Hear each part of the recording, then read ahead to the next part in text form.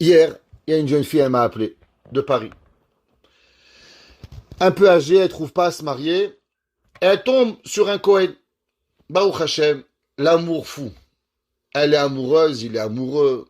Et là, c'est l'amour éclatant, foudroyant. Ils sont, comme je sais pas comment on dit en français, ils sont, allez, l'un pour l'autre, coup de foudre, ils veulent se marier. Mademoiselle, elle est un peu religieuse. Et elle va voir, elle sait que les Kohanim, c'est pas n'importe quoi un Kohen. Un Kohen, c'est Kadosh. Kohen, Vikidash, il y a une mitzvah de sanctifier le Kohen. Alors madame, elle va et elle tape. Permission pour un Kohen de marier. Alors on lui dit, le Kohen ne peut pas marier une divorcée, le Kohen ne peut pas marier, et dedans, un Kohen ne peut pas marier une femme qui a eu une relation avec un non-juif. C'est assourd. La Torah, elle interdit une femme qui veut se marier avec un Kohen ne peut pas avoir eu, même pas marié au préalable, une relation intime avec un Kohen. Elle m'appelle, elle me demande qu'il faut d'arabe. Est-ce qu'il y a quelque chose à faire? Je lui dis, désolé madame, il n'y a rien à faire. Elle m'a dit, il n'y a pas une permission. Je lui dis, vous savez madame, est-ce que je peux vendre votre maison? Elle m'a dit, pourquoi vous voulez vendre ma maison? Je lui dis, ben, je sais pas, votre maison, elle coûte 1 million d'euros, pourquoi je pourrais pas la vendre? Elle me dit, mais c'est pas votre maison, c'est la mienne. J'ai dit, alors pourquoi vous voulez que je vous vende la Torah qui n'est pas à moi? La Torah, c'est pas moi la Torah c'est Dieu. Mais puisque Dieu, il aime la Torah, alors on peut pas la vendre. J'ai pas les moyens physiques et spirituels de trafiquer la Torah, c'est pas ma Torah, c'est la Torah d'Akadosh Baruch. Et là on commence à parler, elle me dit, mais Rabbi, je l'aime ce garçon, comment je peux faire? Honnête. Alors je lui raconte une histoire, que vous allez peut-être écouter, mais l'histoire elle a fait son effet. L'histoire s'est passée à Montréal il y a 30 ans.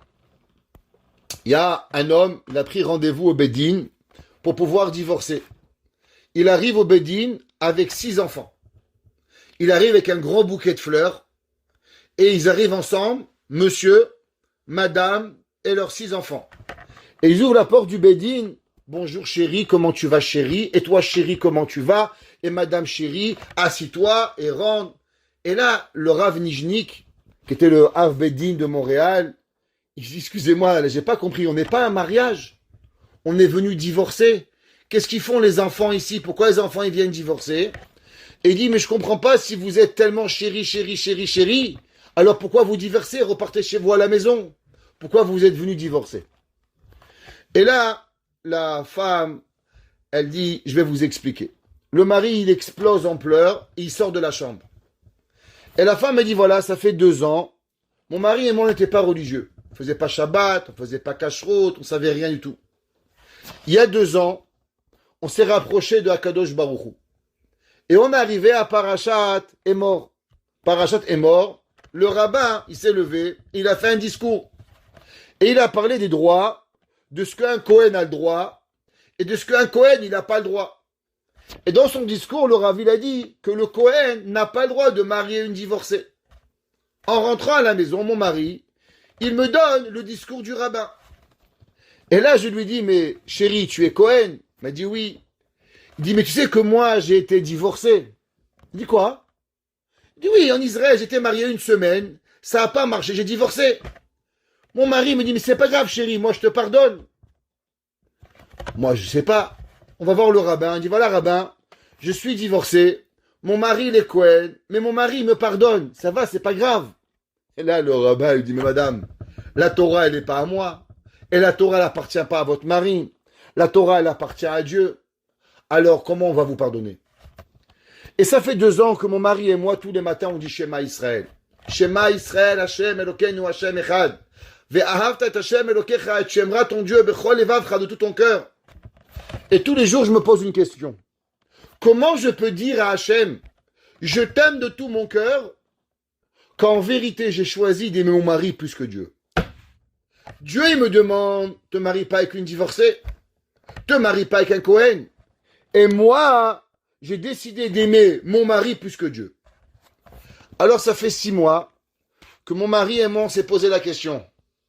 Est-ce qu'on peut continuer à dire Shema Israël tous les jours? Parce qu'on doit être franc avec nous-mêmes. Qui nous aimons plus? Dieu ou notre union. Aujourd'hui, on est venu avec nos enfants, pas parce qu'on se dispute, pas parce qu'on se bagarre, et pas parce qu'on se haït. Mais on a décidé de divorcer par amour. Mais pas par amour de l'un de l'autre, par rapport à l'amour d'Hachem.